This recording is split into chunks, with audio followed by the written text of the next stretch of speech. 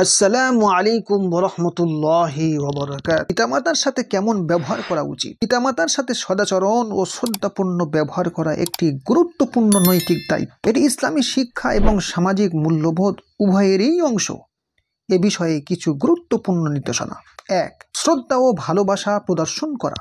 পিতামাতার সাথে সব সময় সম্মানের সাথে কথা বলা উচিত। তাদের নাম ধরে ডাকতে গিয়ে এমনভাবে ডাকবেন না যা অসম্মানজনক হতে পারে। ২. তাদের প্রয়োজন মেটানো। তাদের চাহিদা ও প্রয়োজন সম্পর্কে খেয়াল রাখা উচিত এবং যদি তারা বয়সের কারণে অসুস্থ বা দুর্বল হয়ে পড়েন তাহলে বিশেষ যত্ন নেওয়া আবশ্যক। ৩. ধৈর্যশীল ও সহনশীল হওয়া। পিতামাতা হয়তো বয়সের কারণে কিছু ভুল করতে পারেন বা অতিরিক্ত কথা বলতে পারেন। এমন পরিস্থিতিতে তাদের সাথে ধৈর্য ও সহনশীলভাবে আচরণ করা উচিত। ৪. তাদের জন্য দোয়া করা। তাদের দীর্ঘায়ু, সুস্থতা ও আখিরাতের কল্যাণের জন্য সব সময় আল্লাহর কাছে দোয়া করা উচিত। কোরআনেও বলা হয়েছে, রব্বির হামহুমা কামা রব্বায়ানি সগীরা। হে আমার রব, তাদের প্রতি দয়া করুন যেভাবে শৈশবে তারা আমাকে লালন পালন করেছেন। সূরা আল ইসরা 24 নম্বর আয়াত। ৫. আজ্ঞা পালন করা। যতক্ষণ তারা আল্লাহর বিধান বিরোধী কিছু আদেশ না দেন ততক্ষণ তাদের কথা মেনে চলা আবশ্যক। ৬. তাদের খুশি রাখার চেষ্টা করা। তাদের পছন্দের বিষয়গুলোতে অংশ নেওয়া এবং তাদের সাথে সময় কাটানো তাদের মনে সুখ এনে দেয়। ৭. তাদের মানসিক শান্তির প্রতি গুরুত্ব দেওয়া। তাদের জীবনের শেষ সময়গুলো যেন শান্তিপূর্ণ হয় সেদিকে খেয়াল রাখা উচিত। তাদের কোনো কষ্ট বা দুঃখ দেওয়া থেকে বিরত থাকতে হবে। আপনার পিতামাতার সাথে ভালো আচরণ করলে তারা দুনিয়াতে সন্তুষ্ট হবেন এবং আল্লাহর কাছে আপনার জন্য দোয়া করবেন। এটা আখিরাতেও কল্যাণ বয়ে আনবে। ৮. তাদের সঙ্গে বিনয়ী আচরণ করা।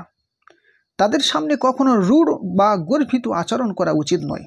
কোরআনে বলা হয়েছে, ওয়াবিল ওয়ালিদাইনি ইহসানা ইম্মা ইয়াবলুগান্না ইনদাকাল কিবার আহাদুহুমা আও কিলাহুমা ফালা তাকুল লাহুমা উফ ওয়ালা তানহারহুমা ওয়াকুল লাহুমা কওলান কারীমা। তোমার পিতামাতার প্রতি বিনয়ী থাকো। তাদের সামনে কখনো উহ শব্দটিও উচ্চারণ করো না। সূরা আল ইসরা 23 নম্বর আয়াত। ৯. তাদের সুখ দুঃখে অংশগ্রহণ করা।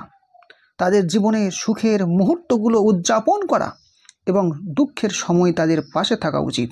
এতে তারা মানসিকভাবে শক্তি পাবে। ১০. তাদের পরামর্শ নেওয়া।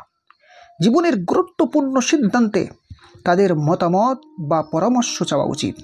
এতে তারা সম্মানিত বোধ করেন এবং তাদের অভিজ্ঞতার আলোকে সঠিক দিক নির্দেশনা পাওয়া যায়। ১১.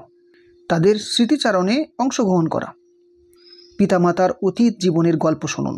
তাদের অর্জন, সংগ্রাম বা সুখের মুহূর্তগুলো নিয়ে আলোচনা করুন।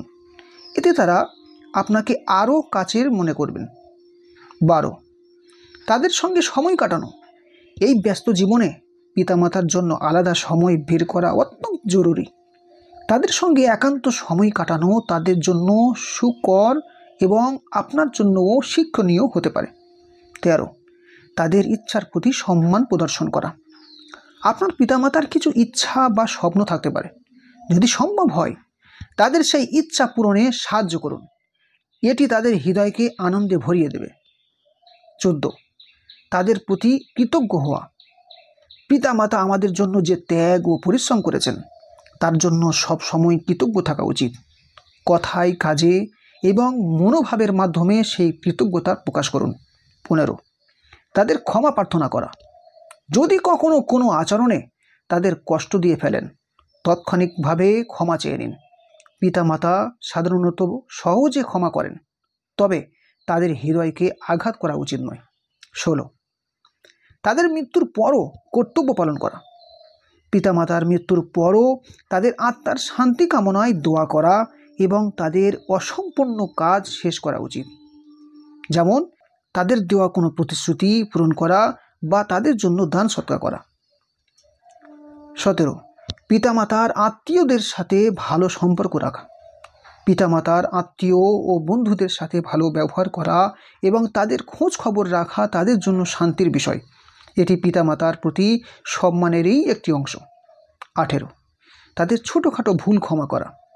পিতামাতাও মানুষ, তাদের ভুল হতে পারে, সেগুলো নিয়ে বিরক্ত না হয়ে ক্ষমাসুন্দর মনোভাব দেখানো উচিত। এইসব নীতিগুলো পিতামাতার সাথে সম্পর্ক আরও দৃঢ় করে এবং পরিবারের শান্তি বজায় রাখে। পিতামাতার প্রতি ভালো আচরণ করলে আল্লাহও সন্তুষ্ট হন এবং জীবন আরও কল্যাণময় হন। ভালো থাকবেন, ভিডিওটি বেশি বেশি করে শেয়ার করবেন। আসসালামু আলাইকুম ওয়া রাহমাতুল্লাহি ওয়া বারাকাতুহু।